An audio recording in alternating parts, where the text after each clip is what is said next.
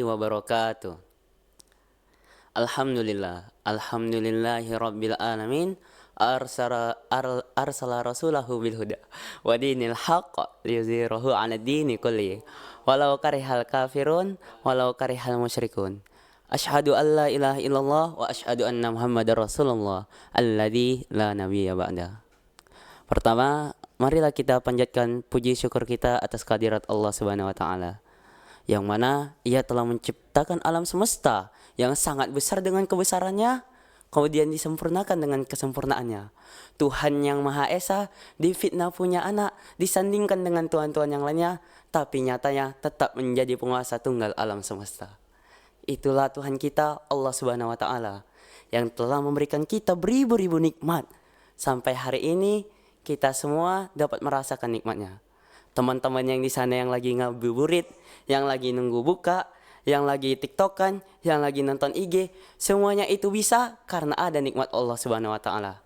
Seandainya dicabut nikmat Allah Subhanahu wa taala, mungkin kita semua tak bisa beraktivitas sebahagia sekarang ini.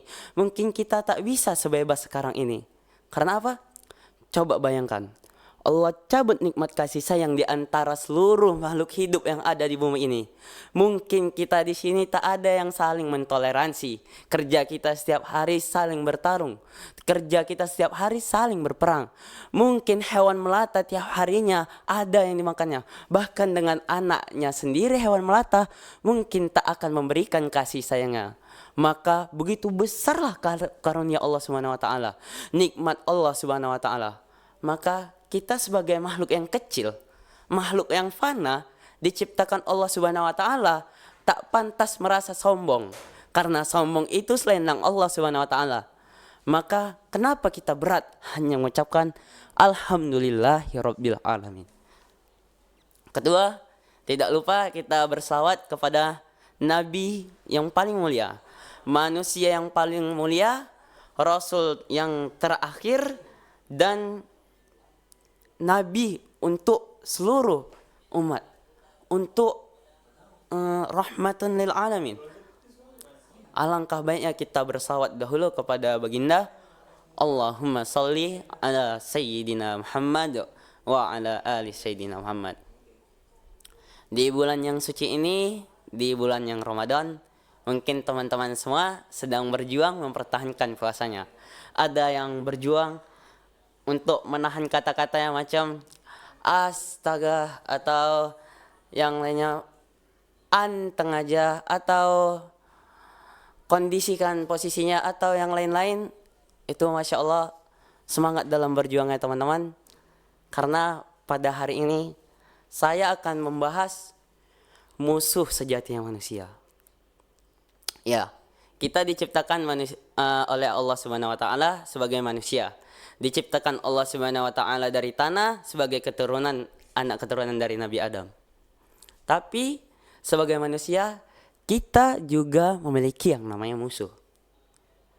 Memang kita bisa melihat ya di berbagai kisah, musuh manusia itu iblis.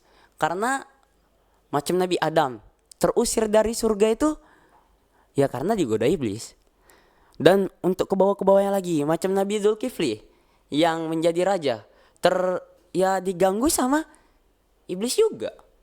Saudara-saudara Nabi Yusuf yang buang Nabi Yusuf, ya setan juga. Memang setan ini ada di mana-mana. Bahkan Nabi Muhammad pun diganggu sama setan. Ketika Rasulullah duduk-duduk, ada satu berhala yang ngomong. Tapi pada hari ini saya nggak ngomong tentang setan.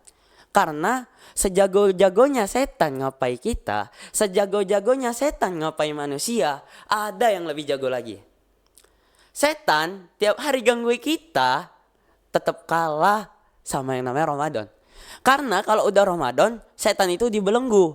Tapi yang herannya, kalau udah Ramadan, tetap ada aja manusia yang buat dosa. Mau dituduh setan, namanya fitnah. Cobalah bayangin, kita hari ini puasa. Baru diam-diam ada ibu-ibu jualan bakwan nih. Baru, Bu, diam-diam ya Bu, jangan kasih tahu mama kalau aku nggak puasa. Malas sekali aku puasa Bu. Beli lah gorengan 2.000. kita makan. Udah buka, alasannya khilaf, digoda setan. Coba bayangi, seandainya kita jadi setannya. Apa nggak sakit hati coba? Nggak ada salah, nggak ada diganggu, nggak ada ngapa-ngapain. Malah dipitnah, malah ini, gara-gara dia. Setan itu sebetulnya juga, apa salahku sih? Aku dibelenggu loh, boy. Nih aku dibelenggu. Kok lo fitnah gua? Jadi teman-teman sekalian, masih ada musuh utama kita selain setan. Kalau mau dibilang keadaan, itu udah dari pemberian Tuhan. Karena sejatinya Allah itu ngasih cobaan sama kita itu nggak asal-asalan, berdasarkan kemampuan kita juga. Dan Allah adalah sebaik-baiknya sutradara. Ibaratkan kehidupan kita ini adalah film. Dan Allah itu adalah sebaik-baiknya sutradara. Allah itu adalah sebaik-baiknya pengatur skenario. Jadi slow aja kita. Mau kita aktornya itu sebagai santri, sebagai guru, presiden, atau dirut, yang lain-lainnya. Santai aja karena udah ada yang ngatur. Tapi di samping itu Allah juga ada buat jalannya. Jadi kalau kita mau nyalai keadaan musuh utama kita, secara nggak langsung kita mau bilang musuh utama kita itu Tuhan. Betul nggak? Kalau mau bilang rezeki, ya sama juga. Rezeki yang ngatur itu siapa? Kita cuma bisa usaha untuk mengorek semua rezeki yang udah disediakan. Jadi siapa musuh utama kita? Terkadang kita nggak sadar bahwasanya kesalahan kita sendiri itu datangnya dari kita sendiri. Ya, musuh utama kita itu adalah diri kita sendiri. Nggak salah, bukan setan, bukan keadaan, bukan kekayaan, bukan miskin atau segalanya yang buat kita berubah. Tapi diri kita sendiri yang salah. Teman-teman sekalian, kita manusia diciptakan Allah dengan dua kelebihan. Kita diberi akal dan nafsu. Dan Allah berikan nafsu, akal sebagai pengekang nafsu. Ketika nafsu sudah tidak stabil, maka akal lah penyeimbangnya. Tapi teman-teman sekalian, sering dari kita ini salah. Kenapa? Kita udah tahu nih, ini buruk, tapi tetap kita laksanakan. Itu karena apa? Ya alasannya tadi, nafsu. Contoh tadi lah yang tadi. Dia mokel, dia tahu itu buruk, tapi kenapa dia mokel? Coba kita pikir baik-baik. Kita tahu mokel itu buruk. Kenapa kita tetap kerjakan coba? Karena nafsu di dalam diri kita tak mampu kita kendalikan. Bahkan Allah sudah jauh-jauh hari mewarning kita loh. Nabi Yusuf itu udah dari jauh kali abadnya dari zaman kita. Coba lah dikira-kira ya kan. Udah berapa abad lah Nabi Yusuf sama zaman kita nih. Tapi kata-kata Nabi Yusuf itu diambil Allah baru apa namanya? Dipermanenkan gitu. Di dalam Al-Qur'an. Coba kita buka ya di juz 13 surah Yusuf ayat 53. Innan nafsa lammaratun bisu'i illa marrahim rabbik.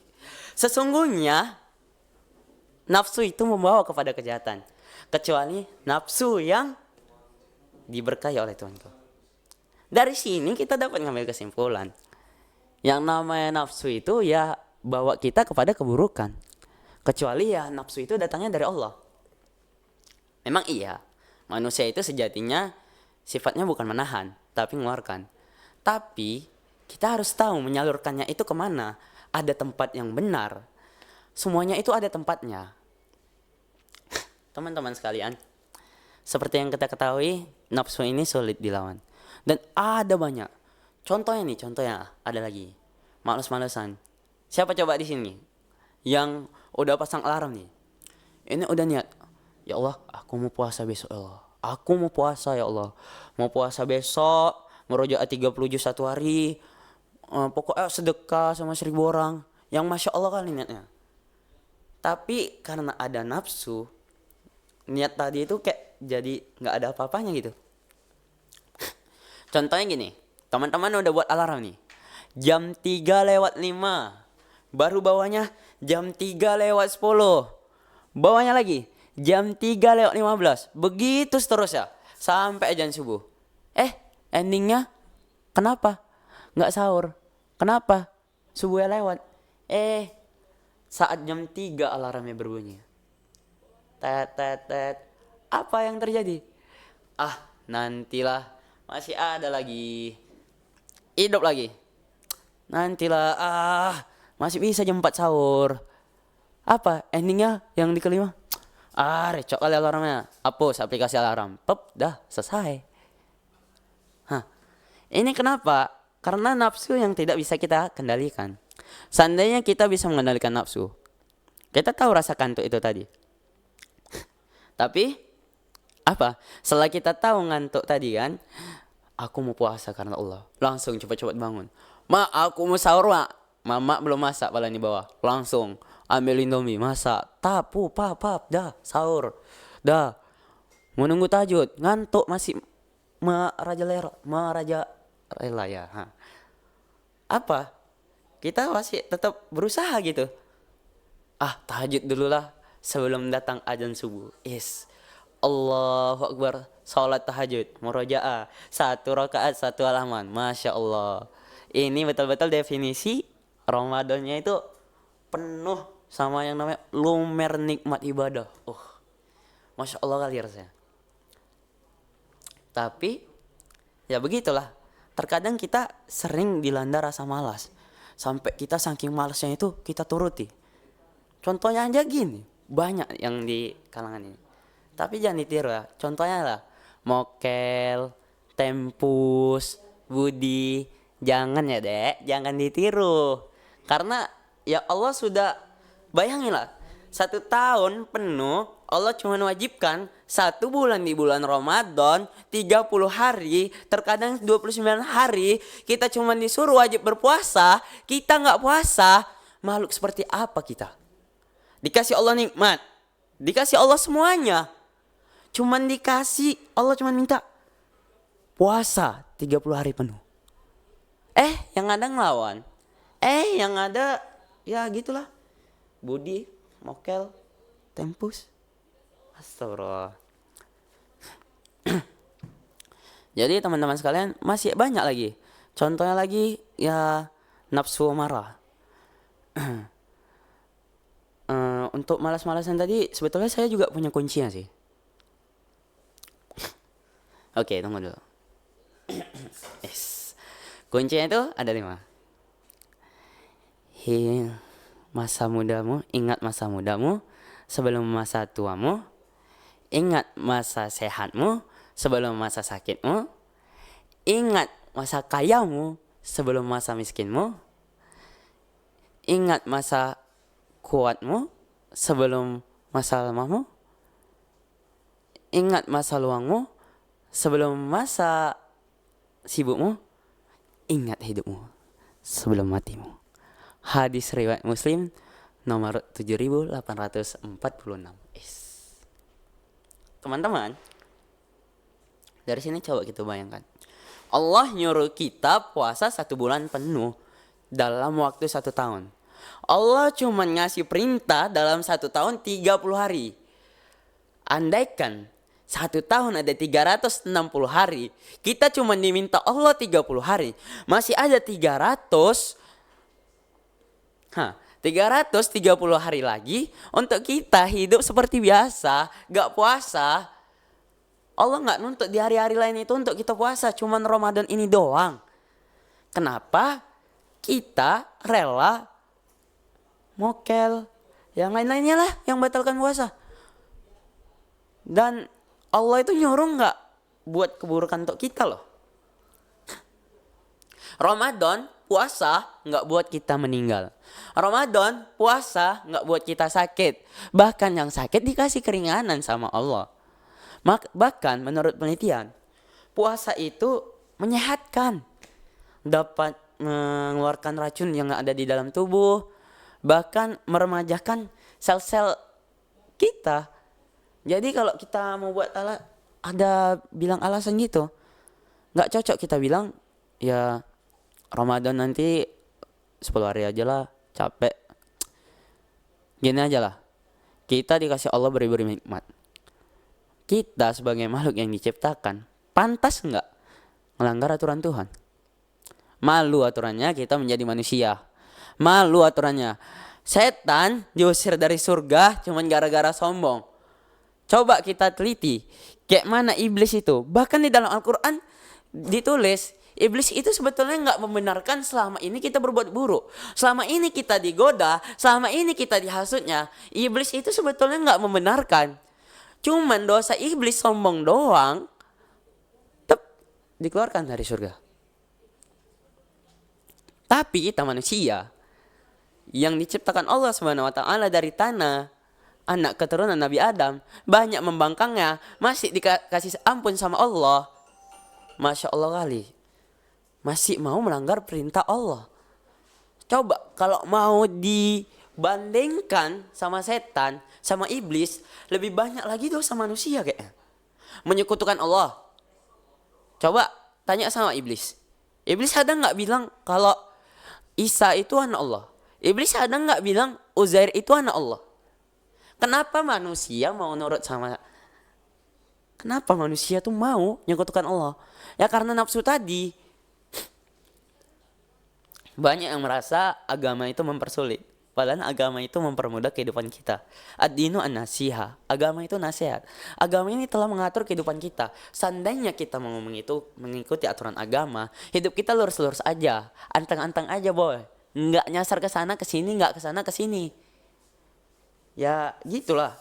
Seandainya kita mau ikut aturan Allah, insya Allah hati kita aman, damai, tentram. Kehidupan kita aman. Karena apa? Dunia ini Allah yang menciptakan. Kalau kita ikut aturan Allah, cara main Allah, insya Allah kita aman. Yes. Baru nafsu makan dan minum. Hai, ini tadi. Banyak di kalangan anak muda nih yang mokel, tempus, budi, astagfirullah. Cobalah bayangin mokel, budi, tempus. Aduh, jangan ya dek, jangan. Dibilangin jangan. Coba, Allah cuma minta 30 hari dalam 360 hari. Cuman 30 hari loh diminta berpuasa. Allah cuma perintahkan 30 hari. Kenapa kita sebagai manusia nggak mau naatinya? Malah yang kita taati nafsu. Nafsu itu ibaratkan api. Semakin kita kasih angin, maka semakin besarlah dia. Tapi ketika kita bisa mengendalikannya, api itu akan dapat membawa banyak manfaat untuk kita. Baru, puasa itu adalah perisai. Maka, janganlah bertindak bodoh, janganlah berkata kotor. Apabila dicaci maki dan diajak berkelahi, katakanlah, aku berpuasa. Hadis riwayat Muslim. Ini nih. Yes. Puasa ini ya sebagai perisai untuk kita. Ya singkat aja sih. Kalau kita puasa, kita pasti menahan diri dari segala sesuatu. Coba ya, bayangkan, kita nih punya kawan nih. Kita rasa nih kawannya soleh, Masya Allah baik kali ya kan. Sifatnya gak kayak dajjal, kayak malaikat, Masya Allah kali. Jarang-jarang mengingati kita. Sekali Ramadan kita salah. Akhi, jangan. Jarang-jarang loh. Coba ya, buat perbandingan. Kita punya teman nih. Coba kita buat perbandingan dari kawan-kawan kita semua nih. Kawan-kawan kita yang soleh kali, yang kayak malaikat, taat aturan. Pasti di bulan Ramadan banyak yang ngingati kita. Apalagi kita tuh orangnya soleh kali. Loh, Aki kenapa gak ngaji? Biasanya pagi-pagi jam segini ngaji. Masya Allah kali bulan Ramadan nih. Banyak yang ibadah. Karena apa? Karena puasa. Coba kita perhatikan rata-rata orang yang beribadah pas puasa itu, ibadah itu kayak melejit kali. Bandingkan kalau grafiknya tuh, gak puasa tuh segini. Segini doang. Pas puasa dia, tinggi kali. Baru, itulah tadi. Allah cuma minta 30 hari, kenapa kita gak bisa coba? Cuma untuk nahan amarah, gibah, mokel, apalah tadi, lain sebagainya. Kita manusia tuh janganlah kayak gitu ya kan. sedihnya. Baru marah. Ego dan marah. Kita pernah lihat orang berotot, dialah yang paling kuat. Kita lihat John Cena jago berantem, kuat kali lah dia. Kita lihat almarhum Alim Ali saat bertinju, pap, menang-menang terus nggak terkalahkan.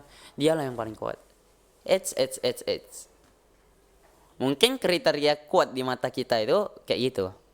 Tapi Rasulullah pernah bilang, orang yang kuat bukanlah mereka yang jago bergulat, tapi orang yang kuat adalah mereka yang bisa mengendalikan diri sendiri. Teman-teman, kenapa dibilang kayak gitu? Seandainya gini, singkat cerita gini, ini saya nih, muka saya ngeselin. Antum di depan saya udah kesel kali. Makin saya leceh, laki gerbang, bam, bup, babak belur saya di depan Anda. Jadi teman-teman, enak kan? Singkat aja. Mau ngebantai saya itu singkat saja. Oh, mungkin karena saya badan kecil ya kan. Coba kita cari yang agak lebih besar lagi. Itulah John Cena. Teman nih sekalian kesel kali nengok dia. Badannya besar kali, aku kecil. Ambil sniper. Pup. Mati dia di tempat. Simple. Tapi kalau diri sendiri ini udah tahu nih haram. Mokel haram. Tempus haram. Tapi kayak mana ya, Masya Allah kali lah es buah itu. Masya Allah kali lah sirup kurnia itu. Aduh, warnanya yang warna merah tuh, rasa manisnya gak tahan. Aduh, tengoklah, padahal kita tahu ini bulan Ramadan. Karena diri sendiri, lawan kita tepar, kalah, gak sanggup. Endingnya apa? Kurnia kebeli, alhamdulillah bukaan nanti sama maghrib. Jangan mokel lah dek, jangan. Baru itulah dia tadi. Jangan pesimis. Terkadang nafsu ini keluar karena kita merasa pesimis. Contoh, ya, si kawan kita nih punya mobil Pajero, sepatu Nike Jordan, yang lain-lainnya lah kekayaan duniawi. Kita cuman punya mobil, tak punya kereta Supra abau-abau ya kan, kereta ladang.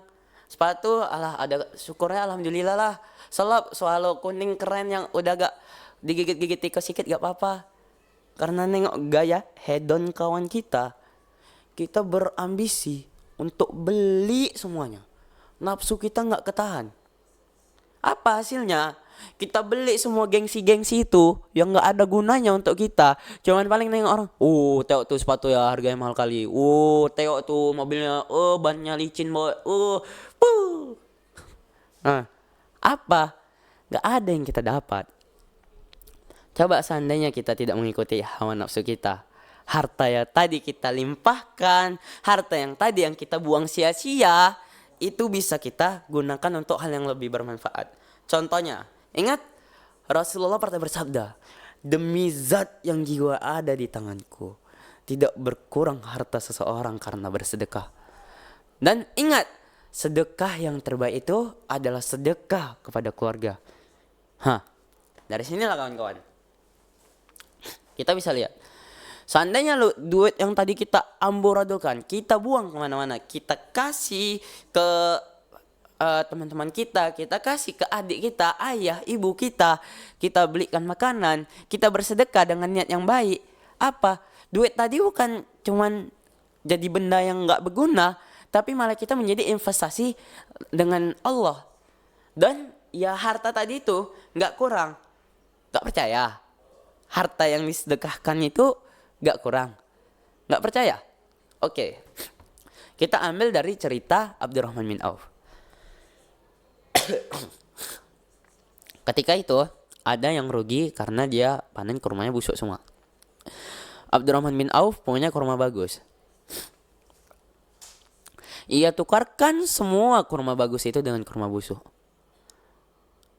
Tapi kita bisa dengan melihat dengan sisi pandang manusia, Abdurrahman bin Auf ini goblok, Abdurrahman bin Auf ini pasti rugi. Kenapa? Kurma bagus mau ditukar sama kurma busuk.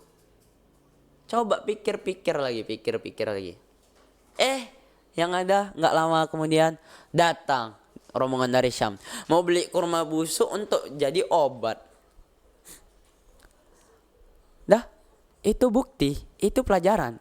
Terkadang sejarah itu ada untuk menjadi pelajaran untuk kita semua. Bukan untuk menjadi dongeng-dongeng yang didengar di kuping kanan, keluar kuping kiri. Enggak, sejarah itu ada untuk mengajarkan kita. Masa lalu itu ada karena gambaran cerminan di masa depan. Masa depan sekarang ini ada karena masa lalu. Apa yang kita lakukan di masa lalu, apa yang mereka lakukan di masa lalu berpengaruh untuk di masa depan. Contoh, seandainya ilmuwan muslim dulu itu nggak nyoba terbang sampai kaki patah berapa kali, mungkin sekarang pesawat nggak ditemukan. Oke. Seandainya Al-Khwarizmi nggak menemukan algoritma, mungkin teman-teman sekalian nggak menonton live saya, teman-teman sekalian nggak megang handphone, teman-teman sekalian nggak megang laptop. Karena laptop, komputer, yang elektronik yang canggih itu dari algoritma penemuan Al-Khwarizmi. Jadi kalau mau didustakan cerita Abdurrahman bin Auf, ya of course, itu adalah bukti dari masa lalu. Bahwasanya Rasulullah itu bukan pembohong dan Allah itu pasti memenuhi janjinya. Dan mari masuk fase yang terakhir. Rasulullah SAW pernah bersabda, jihad sesungguhnya itu adalah melawan diri sendiri. Hadis riwayat Tirmizi. Teman-teman sekalian, inilah yang saya bilang tadi. Melawan orang lain itu mudah, tapi lebih sulit lagi melawan diri sendiri. Ketika kita marah, ketika kita bernafsu, ketika kita pingin ini, itu, lebih sulit mengendalikannya. Mungkin gini, kita bisa lihat orang lain berbuat maksiat, kita tahu itu maksiat, kita ingatkan dia, kita nasihati dia, tapi ketika kita yang kayak gitu, kita nggak bisa menahannya. Kenapa? Ya karena itu tadi, lebih sulit melawan diri sendiri dibandingkan melawan orang lain. Makanya Rasulullah SAW bersabda, jihad sesungguhnya itu melawan diri sendiri. Bila kita berperang di medan perang, bila kita berperang di medan yang sangat besar, peperangan yang amat besar, kita bisa tahu musuh kita yang mana. Itu musuh kita, itu musuh kita, itu musuh kita, itu musuh kita. Tapi bagaimana dengan berperang dengan diri sendiri? Coba kita renungi. Mungkin dosa kita selama ini bukan karena hasutan setan. Mungkin dosa kita selama ini bukan karena diganggu kawan atau sebagainya. Mungkin dosa kita selama ini bukan karena terikut atau termotivasi atau yang lain-lainnya lah. Mungkin dosa kita selama ini karena kita kurang mujahadah nafsnya. Kurang dalam mengendalikan diri kita sendiri. Jadi teman-teman sekalian, dari sini kita bisa ambil kesimpulan bahwasannya musuh sejati kita itu bukanlah orang lain, bukannya iblis, setan atau sebagainya, bukan teman-teman kita, bukan mereka yang berbeda pikiran dengan kita, bukan yang lainnya. Musuh sesungguhnya itu adalah kita sendiri. Seperti yang saya bilang tadi, inilah di bulan Ramadan kita buat dosa, kita mokel, kita tempus. Cobalah, nanti pas ditanya, khilaf boy, digoda setan aku tadi, kayak mana loh? Coba kita bayangi. Ini lah posisinya, kita tukar posisi. Kita jadi setan. Kita ini dibelenggu loh. Nengok ini aja. Dituduh. Gara-gara kau boy aku Budi tadi. Walau kita nggak ada ngapa-ngapai. Kalau kita posisi sebagai setan tadi. Jadi teman-teman sekalian, di sini saya cuma mau mengingatkan, ingat, nafsu itu ibaratkan kuda liar. Bila tidak kita jinakkan, maka kita lah yang akan dibawa ke jurang. Nafsu itu seperti api. Ketika dia kasih angin, maka dia akan semakin membara. Tapi ketika kita bisa menempatkannya dengan baik, maka dia akan bermanfaat banyak untuk orang. Kata-kata hari ini, ya usaha kunci suksesnya. Kunci bahagia itu adalah ibadah. Kode sukses itu berserah, doa, dan usaha. Teman-teman sekalian, di balik kesulitan pasti ada kemudahan. Tapi kemudahan gak akan ditemukan kalau nggak ada yang namanya usaha. Billahi taufiq wal hidayah wa ridho wal inayah. La ghalib illallah, al azama lillah, al qudra lillah, alhamdulillah. Billahi taufiq wal hidayah. Iyan surukum wa fala ghaliba lakum. Assalamualaikum warahmatullahi wabarakatuh.